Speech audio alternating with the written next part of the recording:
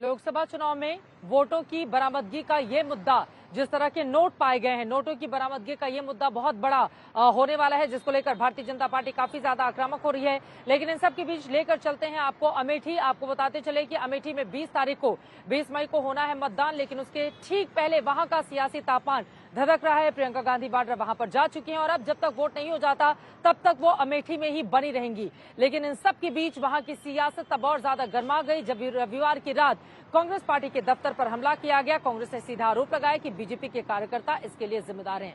आरोप प्रत्यारोप का दौर इस मुद्दे को लेकर भी जारी है। इसी के साथ अपने अपने दावे और अपने अपने वादे के साथ नेता मैदान में है।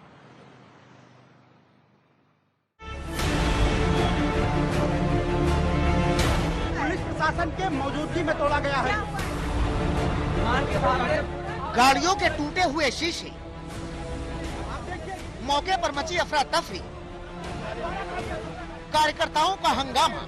ऐसी 20 गाड़ियां हैं। तस्वीरें उत्तर प्रदेश की हाई प्रोफाइल सीट अमेठी की है, जहां कांग्रेस दफ्तर के बाहर खड़ी गाड़ियों में रविवार रात तोड़फोड़ हुई तो हंगामा मचते देर नहीं लगी। कांग्रेस कार्यालय में बाहर खड़ी गाड़ियों को तोड़ा जा रहा है। ये लोकतंत्र है? राजीव जी के जमाने में कभी ये नहीं हुआ। सोनिया जी चुन के गई, राहुल जी चुन के गए, कभी आप देखिए, गिनती करिए 1 2 3 4 5। कांग्रेस कार्यकर्ताओं और मौके पर मौजूद लोगों ने हमले का आरोप बीजेपी कार्यकर्ताओं पर लगाया, वो भी पुलिस की मौजूदगी में।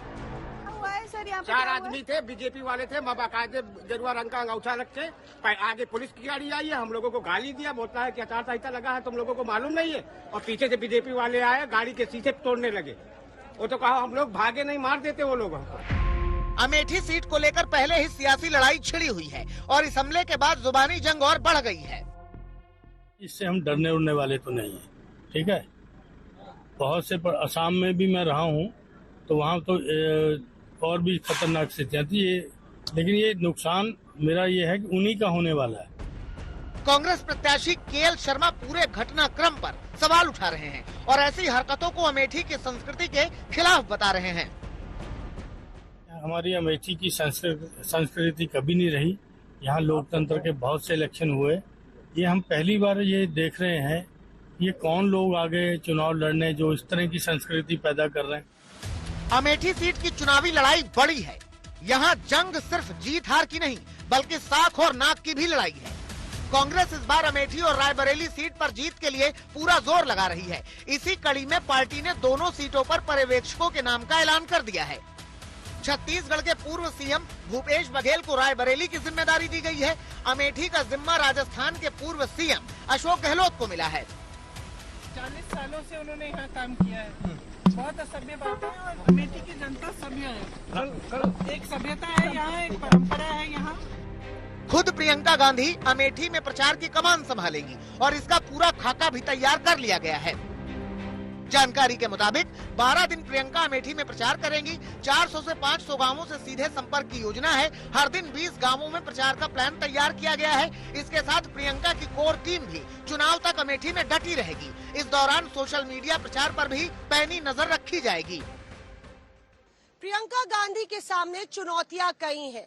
अपनी पार्टी की विश्वसनीयता को बरकरार रखना, अपने परिवार की विरासत की सियासत को बचाना और वहीं अपने भाई की 2019 की अमेठी की हार का बदला लेना और उससे भी ज्यादा बड़ी 2022 में विधानसभा चुनाव में बतौर पार्टी महासचिव उनके खराब ट्रैक रिकॉर्ड को दुरुस्त करना।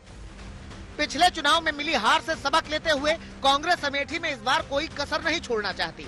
उधर प्रचार की जबरदस्त तैयारियों के बीच अमेठी में कांग्रेस दफ्तर के बाहर गाड़ियों पर हुए हमले से सियासी ताप बढ़ गया है। इस बहाने विरोधियों को बीजेपी पर हमला करने का मौका मिल गया है। हारने वाला क्या न करता। हारने वाले लोग हैं, उनका व्यवहार बदल गया है, भाषा बदल गई है, भाषण बदल गए हैं। भाषण में जो शब्द चुने जा रहे हैं वो गलत हैं, झूठ बोले जा रहे हैं और गलत तरह के बयान दिए जा रहे हैं। वो केवल इसलिए क्योंकि उनके पास विकास और सच्ची बातें बताने के लिए नहीं है। जो नेगेटिव नैरेटिव बीजेपी ने तैयार किया था, आज नेगेटिव नैरेटिव की वजह से ही बीजेपी डूब रही है। जो लोग दूसरों के लिए गड्ढा खोदते हैं, एक दिन वो अपने आप उस गड्ढे में गिरते हैं। अमेठी के लिए कांग्रेस का प्लान तैयार है तो बीजेपी एक बार फिर इस सीट पर जीत का दावा कर रही है। यूपी की 80 सीटों पर जीत का दम भर रही है। कमल का फूल बहुत बड़े बड़े अंतर से दोनों चरणों में खिल चुका है, तीसरे चरण में भी खिलने जा रहा है।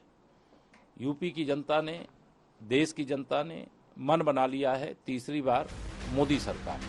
अमेठी में 20 मई को मतदान होना है। दोनों ओर की रणनीति को देखते हुए तय है कि यहाँ प्रचार के दौरान जमीनी मुकाबला भी जबरदस्त होगा। लखनऊ से समर्थ श्रीवास्तव और अमेठी से अभिषेक त्रिपाठी और मौसमी सिंह के साथ आज तक ब्यूरो।